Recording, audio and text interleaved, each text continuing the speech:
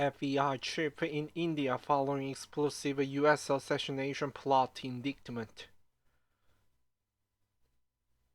CNN FBI Director Christopher Wray is in India this week for a trip aimed at strengthening security cooperation and deepening partnership. But it comes in the wake of a major law enforcement issue between the two nations, one far more sinister and with the potential to cause cracks within that alliance. Just 2 weeks ago, the United States accused an Indian government official of being involved in the conspiracy to kill an American citizen on its home soil. The citizen in question is Guru, Gurupatwant Singh Pannun, a Sikh separatist who was allegedly the target of a murder-for-hire plot in New York City. Pannun is the wanted man in India, considered by the government there as a terrorist and a national security threat. But to some Sikh overseas, Pannun is the outspoken activist and the man rallying for a cause that has come to unite large swaths of the community's international diaspora. Late last month, the U.S. federal prosecutors charged an Indian national on suspicion of trying to kill him, according to an explosive indictment which alleges the hitman was acting upon orders from the unnamed Indian government official.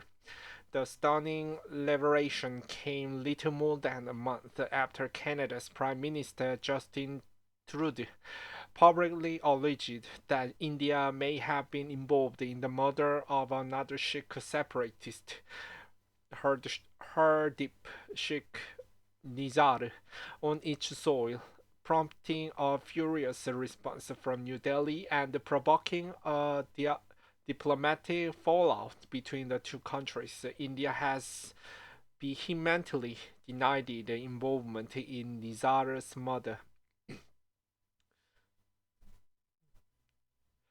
The U.S. plot was foiled and the details in the indictment have yet to be heard in court. But the episode has cast a dark shadow on New Delhi's credibility, wrote Su- Suhasini Haider, a diplomatic affairs editor at the Hindu newspaper, in one of her recent editorials. And it has many asking how badly had this hit New Delhi's ties with Washington. Taking matters seriously, India's government has denied any involvement in its alleged plot to kill Pannun, but in contrast to the vocal condemnation it made after Canada's accusations, it has set up a high-level committee to investigate the accusations in the U.S. indictment. As regards the case against the individual that has been filed in the U.S. court, allegedly linking him to the Indian official, that this is the matter of concern, India's foreign ministry said after the indictment was revealed. The cause Pannun has been campaigning for is the creation of the separate Sikh homeland, one that would be known as Khalistan and include the state of Punjab in India. Khalistan has long been outlawed in the world's largest democracy, where painful memories of the deadly insurgency by some Sikh separatists continue to haunt many Indian citizens, but it garners a level of sympathy among some its Sikh diaspora overseas, where protected by free speech laws, people like Van Noon are able to openly advocate for secession from India. The topic is highly charged. 4 decades ago, India's former Prime Minister Indira Gandhi was assassinated by her Sikh bodyguard after she sent army troops charging inside the religion's holiest shrine to flush out separatists that had been harboring inside. That operation, known as Blue Star, destroyed much of the building and left hundreds dead. The first photos of the damaged Akar Takat after the army action named Operation Blue Star on the Sikh Golden Temple complex in Amritsar, Amritsar, June 9, 1984. Riots broke out in the days after Gandhi's murder, killing some 3,000 people, predominantly Sikh, according to official figures, in one of the worst outbreaks of communal violence since India's partition. In the years since, those pursuing the Khalistan cause have formed the minority in Punjab given the government banning of the movement, and the linked extremism doesn't pose a significant threat to the country, analysts say. But seeking reconciliation for what they view as human rights abuses committed against their community, several overseas Sikh organizations continue to advocate for Punjab secession and say the Khalistan movement is being falsely equated with terrorism by the Indian government. Despite this, the government's response to campaigners overseas remains robust, particularly under current Prime Minister Narendra Modi. India went through a very difficult phase with the Khalistan movement in 1980s. It defined their national security, said Harsh Pant, vice president of the Observer Research Foundation, a New Delhi think tank. Therefore, the Indian state tends to take a very serious view of these things. No dent in relations. Pannoon, a Sikh separatist wanted by the Indian government, was the close associate with Nizar, who was also wanted by India for terrorism-related offenses. A fiery orator, Pannoon has repeatedly made comments that are perceived as the secessionist and threatening toward India and its government. He is wanted on more than a dozen terrorism charges in India and accused of trying to radicalize his community in support of the creation of Khalistan, an independent Sikh homeland that would include part of India. India has outlawed the US-based secessionist group Sikh for Justice, headed by Pannoon, which holds referendums among diaspora groups in support of Khalistan. In a widely circulated video last month, he warned Sikh not to fly Air India on November 19, citing danger to their lives. Headlines reverberated across India in the days that followed, claiming Pannoon was threatening to blow up the aircraft. Pannoon told CNN he was not surprised by the indictment outlining the foiled plot to kill him. The government of India has officially declared a reward on my head for running the global Khalistan referendum campaign, he said, referring to both the Sikh diaspora around the world have held on gathering support for the separate homeland. Asked by CNN if we was a threat to India, as New Delhi claims, he replied, while my advocacy surely challenges India's territorial integrity, this challenge is through ballot and not bullet. Hence, the challenge I pose is not considered terrorism under UN and international laws. On his remarks about Air India, he said the comments in the Indian media were often misrepresented. My video message is to boycott Air India, not bomb, he said. This is the disinformation tactic of India's Modi government to equate a non-violent call of boycott with terrorism. Analysts say Panmun's inflammatory rhetoric and the media hype that surrounds him in India could provoke backlash from citizens and prompt a government response.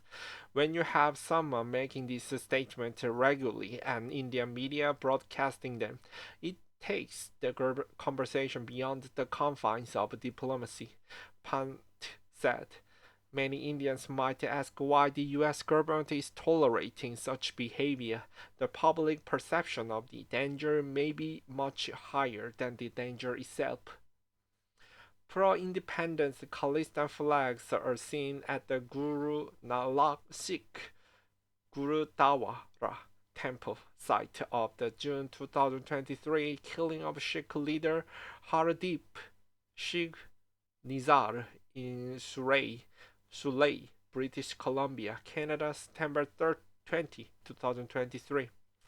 To some, the Indian government alleged pursuit of the American citizen on its home soil might appear risky and put a dent in relations between two countries that have recently rapidly strengthened economic, technological, and defense ties.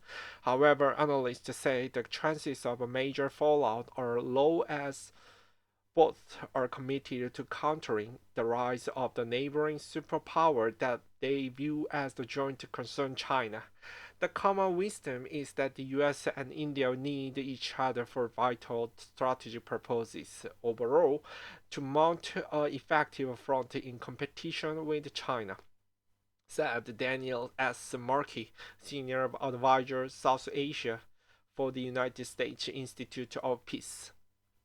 Therefore, they will manage this issue without being sidetracked from that mission, and to date, the two sides have avoided acrimoniously acrimonious public statement pledging to take the matter seriously, and there is a recent past precedent for this kind of a pragmatic realpolitik.